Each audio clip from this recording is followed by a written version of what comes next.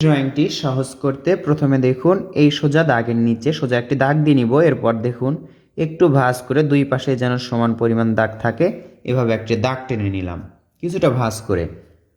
এরপর দেখুন এখান থেকে এভাবে করে আমরা এটার সাথে মিলে দিব। একই রকম করে এই পাশেও কিন্তু আমরা নিচের দাগের সাথে মিলে দিব। এবার আমরা এখান থেকে দেখুন গোল শেপের মতো করে নিচের দিকে কিছুটা লম্বা আকৃতির মতো নিয়ে আসব। পুরোপুরি গোল নিচের দিকে করব না, নিচের দিকে কিছুটা চওড়া থাকবে। এভাবে গোল করে নিচের দিকে কিছুটা চওড়া থাকবে। এই দাগের মাঝে দেখুন আরও একটা আমি দাগ আঁকবো। এই তো আস্তে আস্তে করে দাগটা নিয়ে আসছি। দেখুন একই রকম করে এই পাশেও আমরা আরও একটা দাগ নিয়ে আসলাম। এবার এখান থেকে একটা দাগ নামবে, এখান থেকে একটা দাগ নামবে, এটা মিলিত হবে।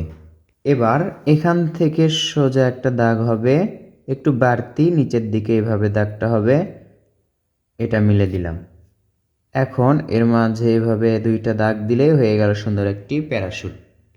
একটু রং করলে কিন্তু এই প্যারাশুটটি দেখতে দারুণ দেখায়।